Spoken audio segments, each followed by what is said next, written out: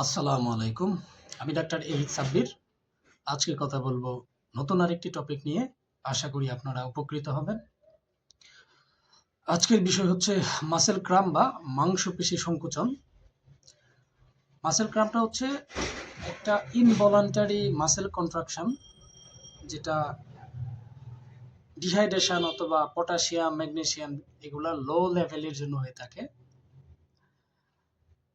এটা হলে হঠাৎ করে মাংসপেশি তার ইনভলান্টারি মুভমেন্ট হয় এবং ওই জায়গাটা প্রচণ্ড ব্যথা হয় এবং হাঁটা চলা, যদি পায়ের পেশিতে হয় তাহলে হাঁটা চলাটা একটু কষ্ট হয়ে যায়।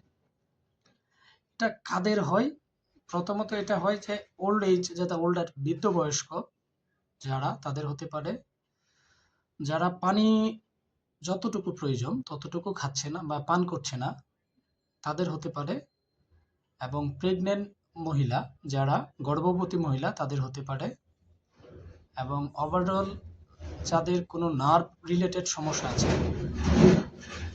নার্ভ ডিসঅর্ডার, তাদের এই ক্রাম হয়ে থাকে। শীতকালে নর্মালি এই সমস্যাটা বেশি হয়। সুস্থ মানুষ যারা, তাদেরও হতে পারে। এবং ইয়ং এজে যারা পানি কম পান করছে, যেমন আপনার সারাদিনে 2 থেকে 28 লিটার পানি পান করা উচিত, সেক্ষেত্রে আপনি হয়তো সেটা পান করেন নাই, যার ফলে আপনার শরীরের পানি শূন্যতা বা ডিহাইড্রেশন হয়েছে, তখনই মাসেল ক্রাম হয়ে থাকে।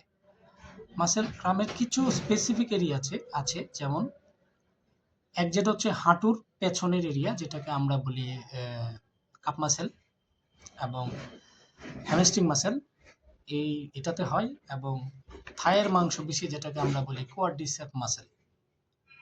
এছাড়াও বডির অন্যান্য জায়গায় হয়ে থাকে, কোমরে হয়। তো নর্মালি বড় মাংসপেশি যেগুলো লম্বা, সেই মাংসপেশিগুলোতে হয়ে থাকে। এটা হলে কি করবেন?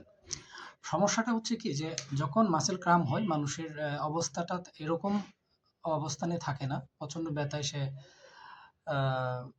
চিল্লাতে থাকে যে ভালো লাগছে না, বা পাটা এমন করছে কেন, টেনে নিয়ে যাচ্ছে।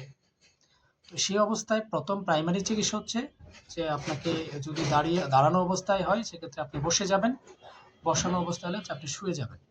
শুয়ে আপনার যে এরিয়াটাতে ক্রাম হচ্ছে সেই এরিয়াটাতে হালকা স্ট্রেচ এবং ম্যাসেজ দিবেন।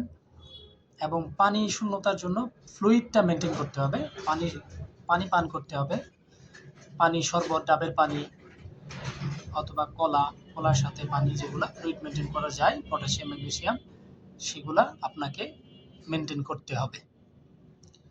এছাড়াও যদি সমস্যা থাকে, যেমন কোনোভাবে সিভিয়ার পেন হচ্ছে, ব্যথা কমছে না, এবং আপনার যে এরিয়াতে ক্রাম হয়েছে এরিয়াটার কালার চেঞ্জ হয়েছে, রেডনেস হয়ে গিয়েছে, তারপরে হচ্ছে কন্টিনিউয়াস ব্যথা বাড়ছে, এরকম কোনো কন্ডিশন যদি আপনার মনে হয়, সেক্ষেত্রে অবশ্যই আপনাকে একজন ডাক্তারের পরামর্শ নিতে হবে। এবং যদি সুবিধা হয়, যে নিকটস্থ হসপিটালাইজ করতে হবে। আশা করি আপনারা এগুলা মেনে চলবেন। সবচেয়ে বিষয় হচ্ছে, এই ধরনের সমস্যা থেকে আপনাকে সমাধান পেতে হলে অবশ্যই বিশেষ করে শীতের সময় পানি শূন্য যেন না হন, এরকম পানি রেগুলারই চেষ্টা করবেন, কাজের ফাঁকে ফাঁকে পানি পান করার। তাহলে আশা করি এই ধরনের সমস্যা হবে না, এবং যে কোনো সমস্যা এটা হচ্ছে সেই সমস্যাটা সমাধান করার। আশা করি আপনাদের উপকারে আসবে। এবং যদি আমার কথায় কোনো ভুল থাকে, ক্ষমা সুন্দর দৃষ্টিতে দেখবেন, এবং ভালো থাকবেন।